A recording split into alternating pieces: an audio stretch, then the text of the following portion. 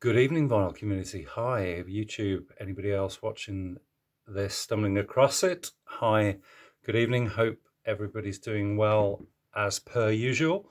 This is a response to Alan, Static Traveller, who has charged us to answer 10 questions which are pertaining to the charming, whimsical, and dreamlike. Well, that's a couple of the questions anyway. So, it's a tag that he's put together. I guess probably a little bit belatedly. He probably wanted to do this a bit earlier, but I think he explained there was a lot of tags going around at the time, and everybody was kind of, at sort of was at saturation point, as it were. So, so he wanted to do something a bit different, decided to do this. So yeah, why not? He shouted me out at the end of his video because uh, he actually insinuated that I might be the only person jumping on this.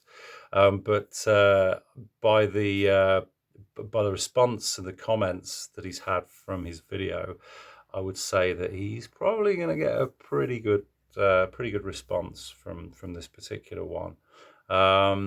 It's certainly intriguing. It's in my wheelhouse.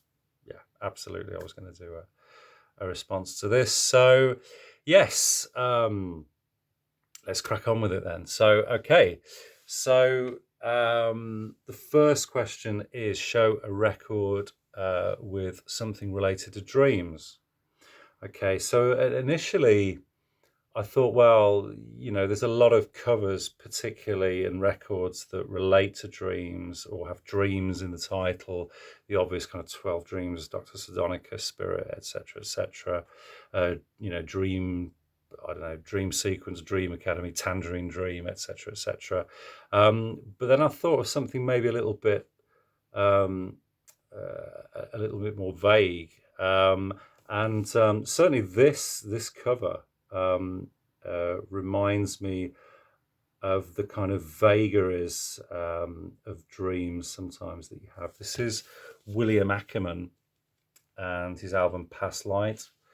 But the image on the cover there, obviously you've got the window here with a kind of sort of phosphorescent light and that kind of glow, but it is it's very dreamlike, and for me it kind of represents those dreams that you have that are kind of fairly non-specific, that are sort of not, like I said, pretty vague. They're not really grounded in anything, or not that dreams are grounded anyway, but um, you know, uh, sometimes those dreams that just don't go anywhere.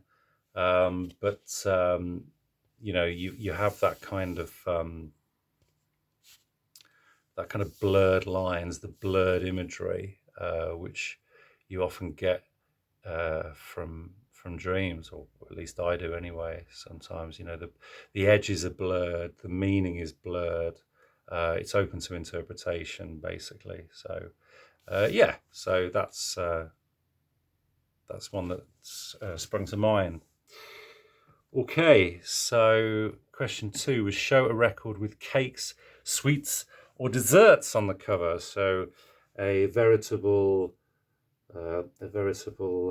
confection, let's say. Okay, so this is definitely one of those that would fit very neatly into that category. So this is Little Feat's 1972 album, Sailing Shoes. So you got a cake on a swing there, or a slice of cake, I should say. Makes you wonder where the rest of the cake went. But yeah, and then you've got this kind of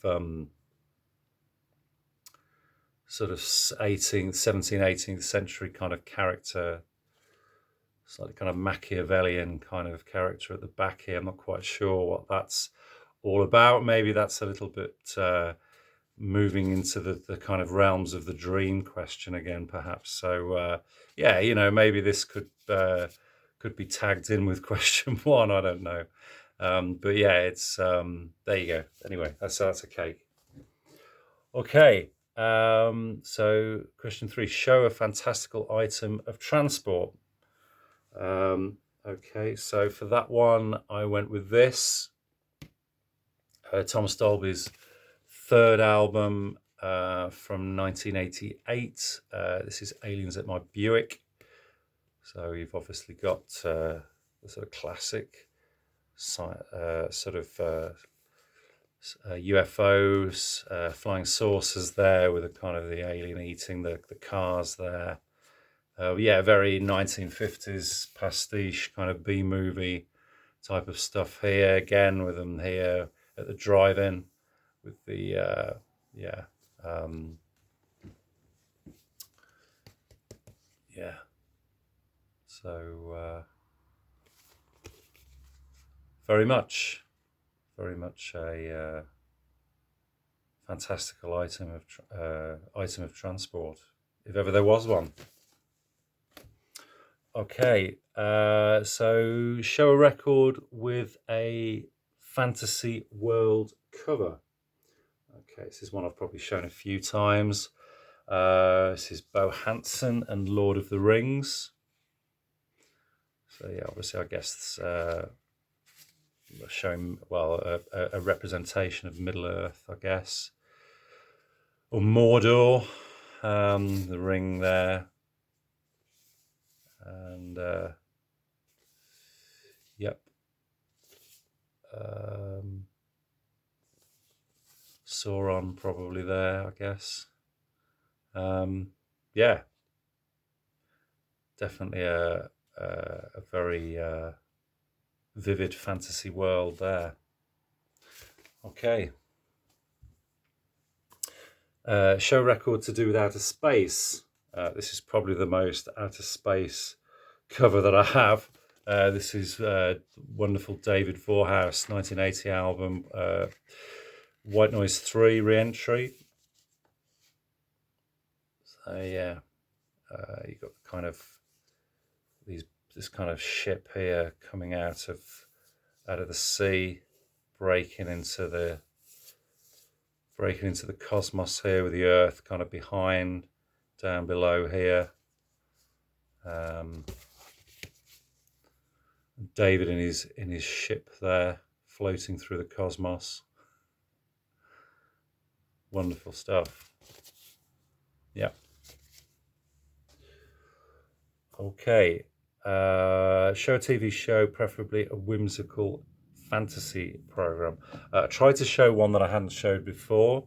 I was actually going to show Thunderbirds, but Alan beat me to it, so I'm going back to probably my all-time favourite children's TV writer, creator, Oliver Postgate. Yeah, Clangers, absolutely spot on. This and Bagpuss, probably my two of my all-time favourites. Yeah, just, you know, cuddly knitted characters existing on a moon-like world, very industrious, building bits and pieces out of space debris, etc. I love that cover with Peter Furman and Oliver actually doing, you know, so you get a sense of the scale of how it was actually built and how it was all kind of put together. Just fantastic. Yeah, absolutely love that. There's a little music boat there as well. Lovely stuff. Okay. Question 7. Show a record with a cartoon cover or a cartoon somewhere on it. So for that we have the Flaming Groovies' wonderful debut. So fantastic power pop album from 1969. Yeah, and I guess this is kind of playing a homage to those early silent or early Disney 20s, 1920s, early 30s kind of cartoons there. Fabulous stuff.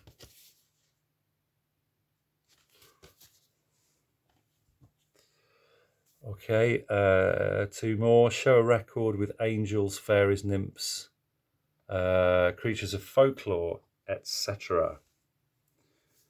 Okay, so it's back to Mr. Bo Hansen again, and his follow-up to wonderful music from Lord of the Rings, Magician's Hat from 1973.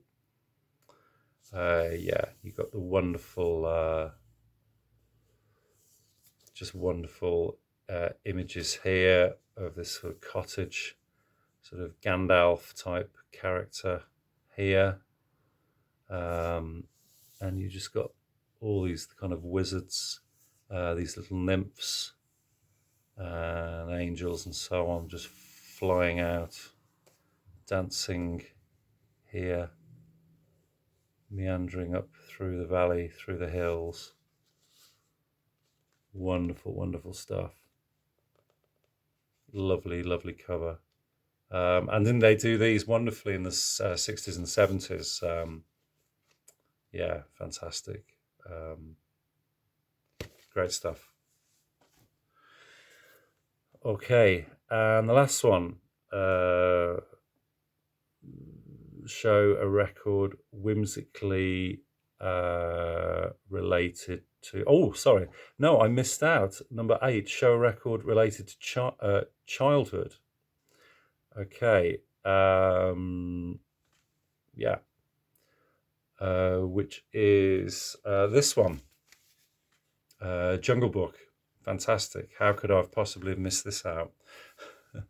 This is actually an original from 1967 when the film came out. So obviously Disney production, The Jungle Book. Yep. So wonderful Rudyard Kipling novel about the man-child Mowgli. And unfortunately, time hasn't been kind to this, and some of the pages have actually come out of this. You can see they've been kind of taped together. But yeah, I picked this up actually a couple of years ago in a soundtrack box at Ben's. But I actually, the original I had of this was a maxi single with 2 7-inch singles that would actually recount the story. And every time Tinkerbell rang her little bell, you'd have to kind of turn the page over to get to the next page in the story. Unfortunately, that's long gone. I wish I still had that. But yeah, I've often, when I go to record fairs and so on, I kind of keep an eye out for that, see if I can maybe pick that up again and have that kind of ultimate nostalgia hit. So, but yeah, wonderful record, wonderful story, superb kind of jazz soundtrack on this as well. Just those unforgettable songs, Ben Acesta's Want to Be Like You, Trust in Me. Yeah, wonderful stuff. Okay. And then show a record whimsically related to death. I like the kind of paradox, the irony there. Yeah, death and whimsical being, yeah, okay.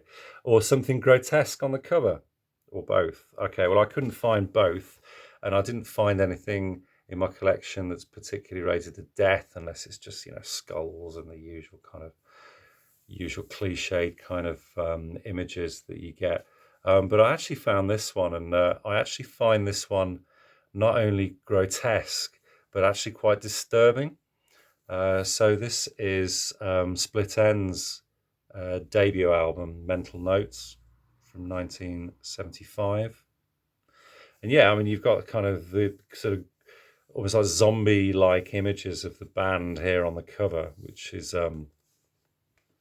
even though they're kind of pulling faces and so on, it's kind of comedic and ridiculous. There's a kind of, it's sort of a little bit disconcerting, I guess, when you first kind of see that.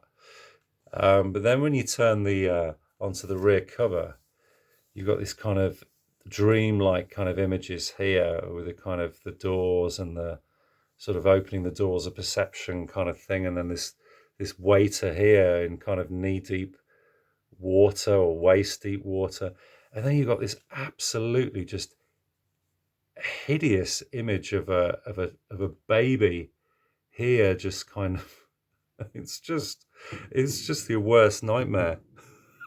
It really is. I mean, look at that expression, and it's just horrible. Yeah, I don't even want to.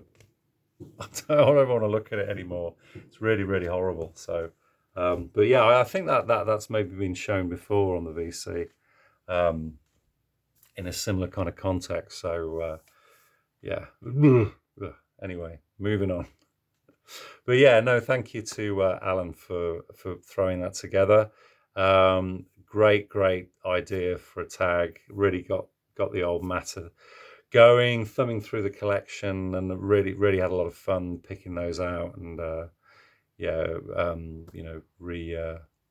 reliving those the memories of buying those records and the imagery and all the rest of it. So fantastic. Thank you very much, Alan. Okay, so yeah, I'm sure there's going to be lots of people who are going to jump on this, because it's quite a fairly easy one to do, and it's interesting, and it gets to show a wide variety of records. So fantastic stuff. Okay, guys, I'm going to end it there. I did buy a few records yesterday from Ben's, but not many.